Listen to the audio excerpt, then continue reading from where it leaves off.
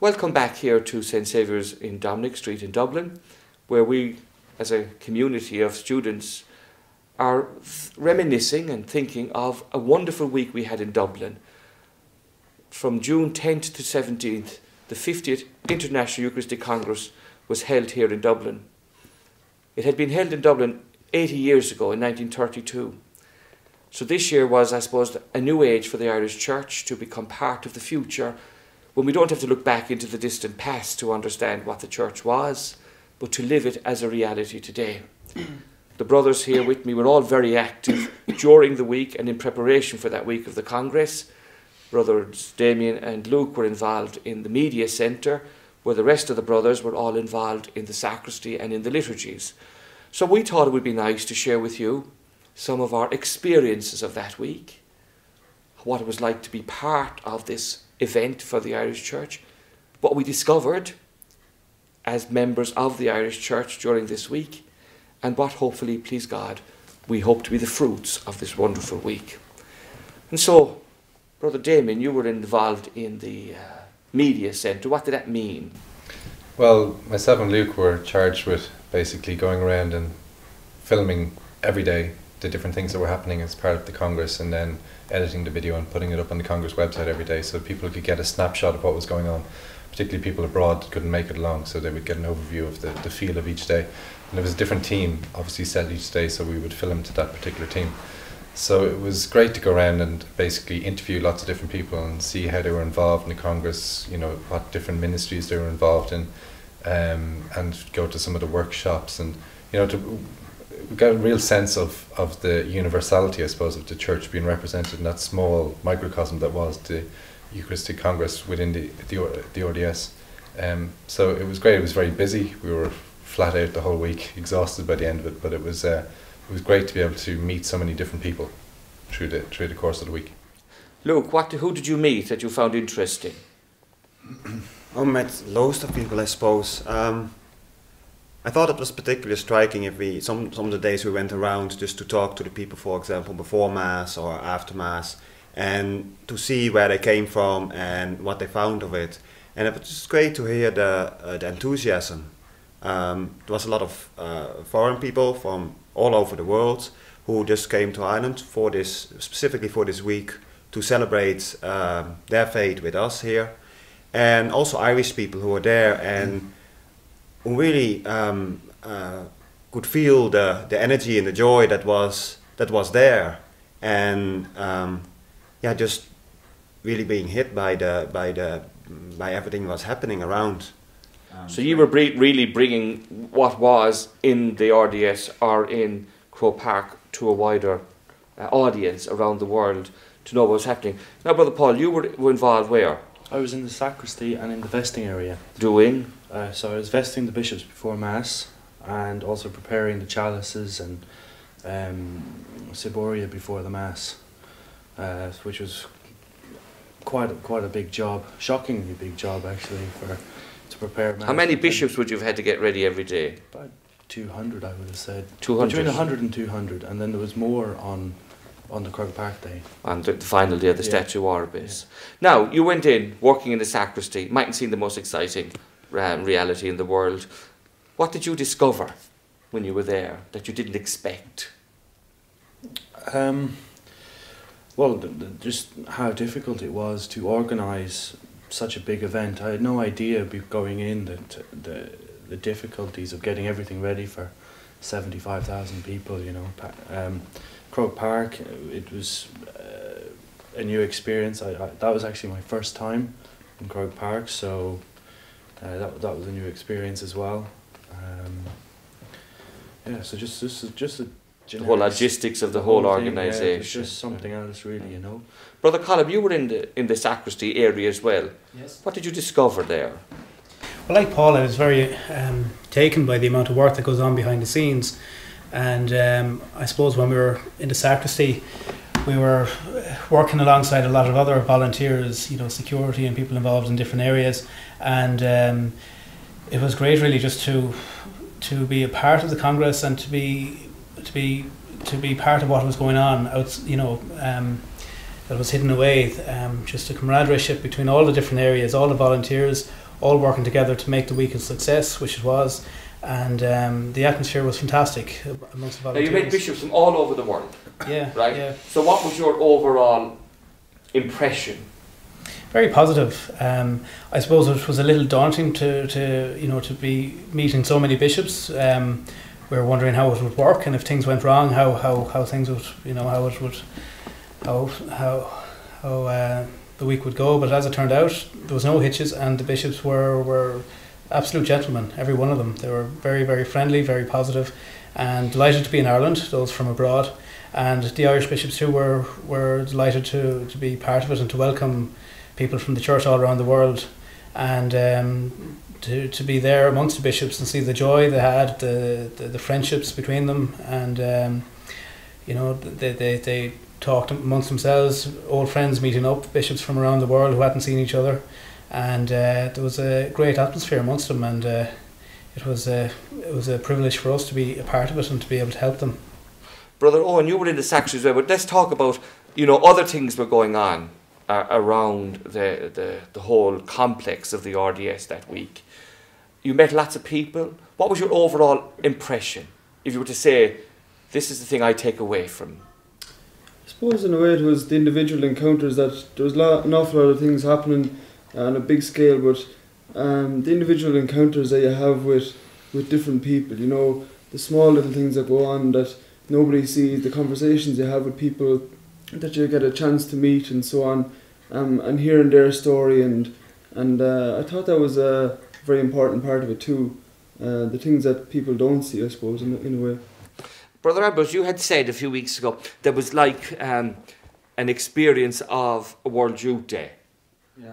Would you like to say how you experienced that? Yeah. Well, I mean, first of all, just the energy involved, in people being there from all over the world, and the fact that people really were making that sacrifice to come all the way there. I mean, because I was working there, but for me, it's a 1 hour bus ride. Whereas people I was talking to, they've literally come across the world just to be the thing. To be there, and all because of Christ, really. That to make that kind of sacrifice just to be there.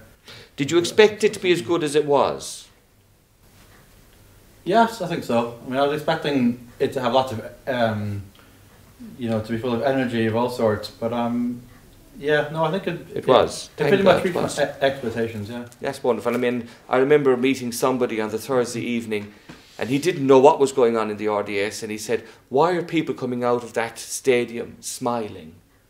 And I suppose that to me was a great testimony to the faith lived.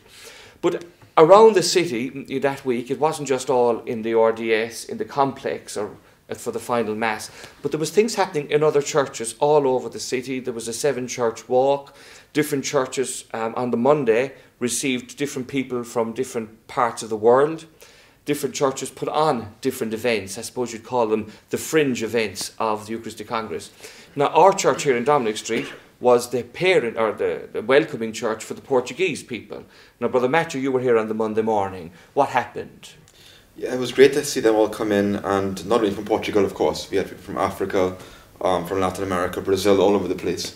And I think really it's, seeing the bishops and the people interacting and the Church Universal, and seeing that even though there was that language barrier between us and them in terms of us speaking English and they spoke Portuguese, but yet even during the Mass I participated in the Mass, and you really saw that the Mass is really universal and it's the same all over the world. And I think that was wonderful. Also the vibrancy of the people, especially the Africans.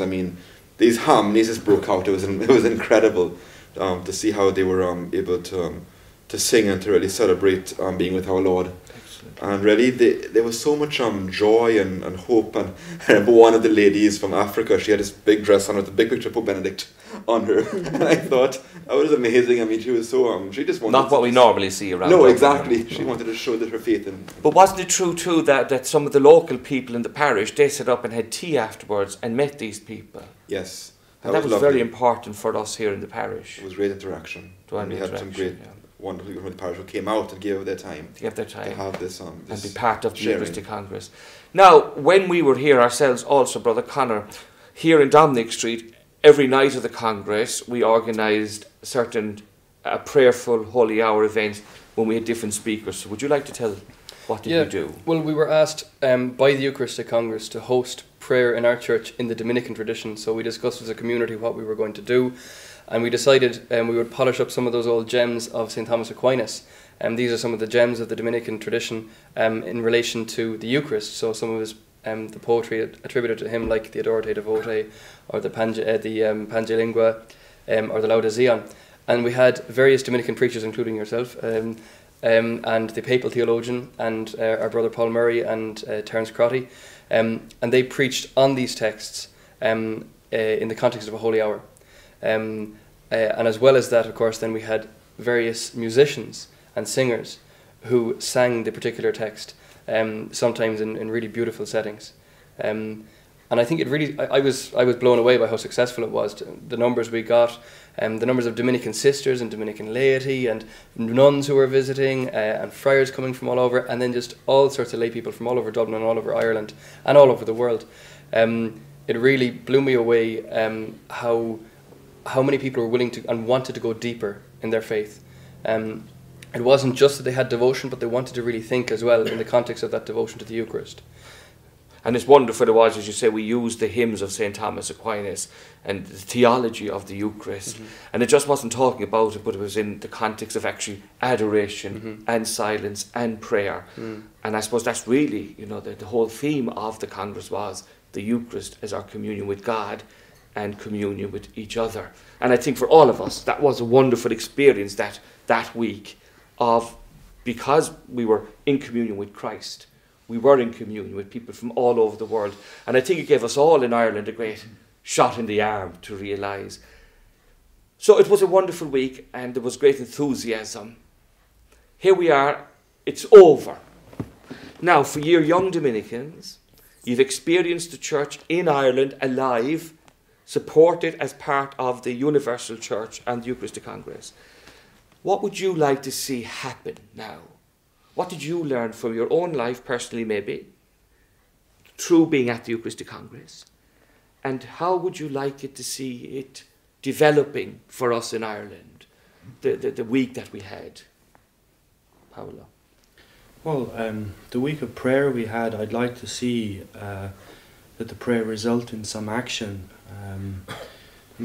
For a start, the fact that the Eucharistic Congress was such a success, and it was very well organised, I think it proved the point that we can organise big events and we can get things done when we really want to.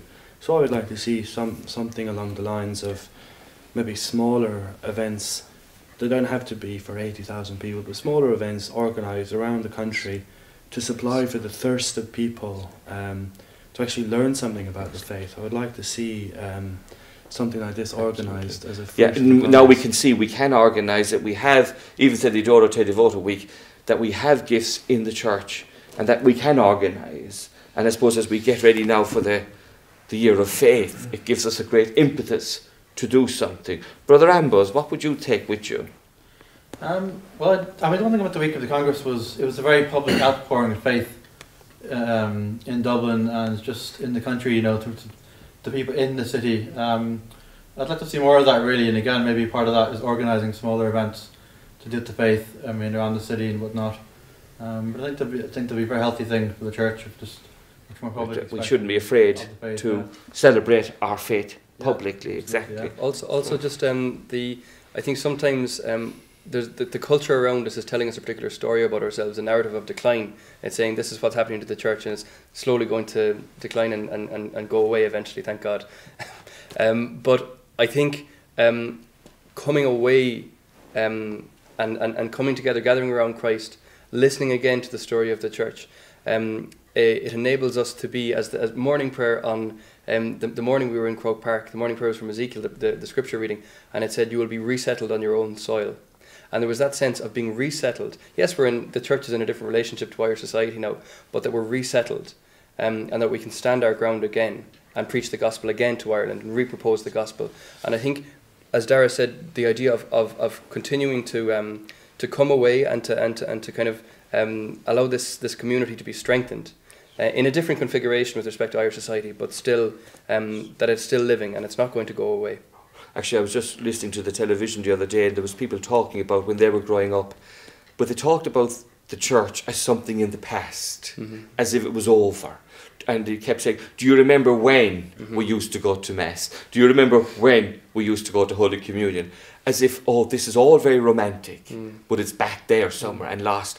But I would hope that the Congress, to us all, reinvigorates our truth. It's not over. Brother Luke? Well, I think especially the time coming now with the start of the Year of Faith is specifically a time that we should to take this year to actually continue on whatever started it with Eucharistic Congress. A lot of people who might not have known that much about the Eucharist at all, about the church, and I'm also thinking about a lot of the volunteers, because there was a lot of volunteers involved, a lot of young people involved, who were there to help out, but who discovered a lot of their own faith there. And now is the time to kind of, the little seeds that have been planted during that week, to take it up in this coming year and actually teach them the beauty of what is our faith, the joy that it brings us, the depth that is there, because it just seems to be perfect. There was a wonderful Mass of Thanksgiving there at the end of September for all the volunteers. Over 1,000 people were there with the Archbishop of Dublin, and the one word everybody was asking was, what's next? Yeah. That they've come together, they got involved in the church, they saw something that worked, and they got great renewal from. So what's next? So Brother Damien, what's next? Well, I don't know, I'm not going to be a prophet, but three things I would like to see coming from it would be a greater emphasis on adoration, particularly during the Year of Faith.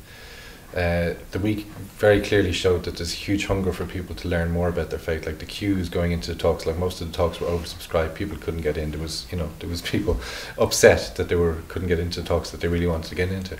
So that clearly showed there's a great hunger for learning more about the faith. So the greater catechetical effort, and I think along what Paul and Dara were saying there, each bishop in their diocese should take it on themselves to try and organise an event during the Year of Faith. Some kind of catechetical event, adoration, whatever, but based around the Eucharist, but helping people come close to Christ. And the last thing, the Eucharistic procession for me was one of the highlights of the week. I thought that was really beautiful, and just the idea of processing with our Lord, it's a wonderful act of adoration and veneration. So to have the courage to be able to have processions out on our streets again and not to have to hide Christ away. I think that was wonderful for all of us. We all partook together as Dominicans before the Blessed Sacrament, and it was a great brotherly, and all the sisters were with us from the different congregations, and it was a lovely expression. I agree with you fully. And just to tell people, during the Congress there was these different workshops where people came from all over the world and gave input and talked about aspects of the sacraments, of the life of the church. And as Brother Damien said, these were all oversubscribed. People wanted to hear more about the faith, and they were hungry to be taught. So to say that there's not an audience is not true. Just a reminder on that for people looking in, that most of those talks are archived on the Congress website, video files, so people can go to the Congress website, click on the video section and look back for any of the talks that they didn't actually get to attend, and they can watch when they come for their own home. Now, Brother Matthew, you were here in Dublin for the Eucharistic Congress, but then in the summer you were off in Trinidad, you're back home, and you went to St. Lucia for a youth festival out there in the Caribbean. Now, what did you learn from those two events? I think the idea that the young people want to learn more about the faith, that they want that encounter with Christ. And I think when we give them that opportunity to have that encounter with Christ, we have to really be instigators of that. I think also the talks during the Congress are very, very good. I went to one because I was working. It was very difficult to find the time because you were always involved in various things. But really, the talks that I went to and the priesthood was fantastic. And again, I had to sit outside on the floor because there was actually no space in the room itself. Yeah. So I think that was great. I think that energy I took to St. Lucia for the Youth Assembly. And again, it was great to have all the bishops there with the young people. I noticed that in the Youth Eucharistic Congress was that the bishops interacted with the people in terms of they were going for food together, they were just walking around and just meeting people, and I think that was, the lay people really thought that was a wonderful thing to have. And it was similar in the Youth Assembly, where we actually had a meeting with the bishops and the young people where they could just ask questions and get answers, get really good solid answers. So I think that was I suppose you could say 50 years after the council, the living reality of the church is communio.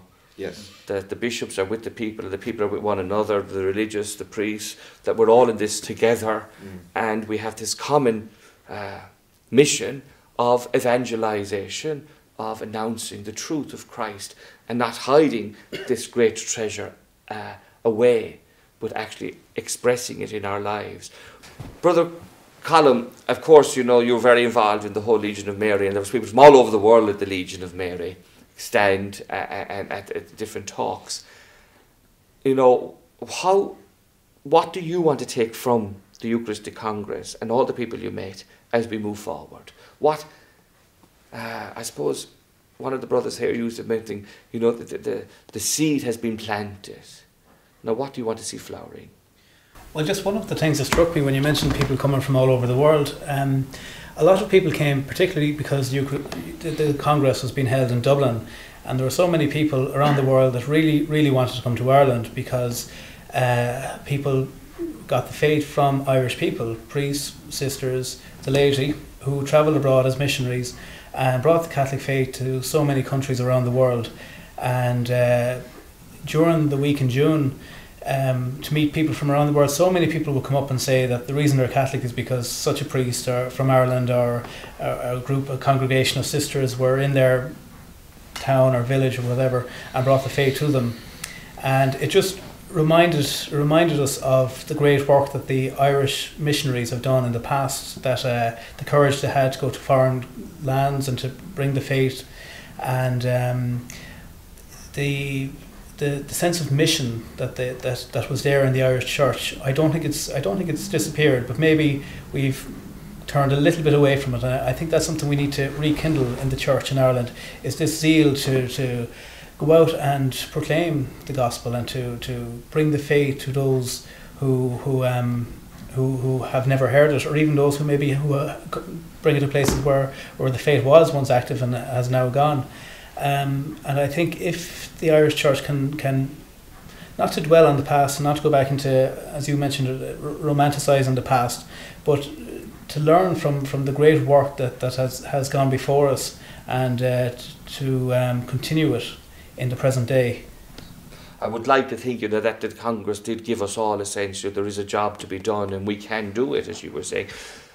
Brother Owen, being in the house here during the week, and you'd all come back in late in the evening when the Congress had gone to bed for that night, and you'd all come back.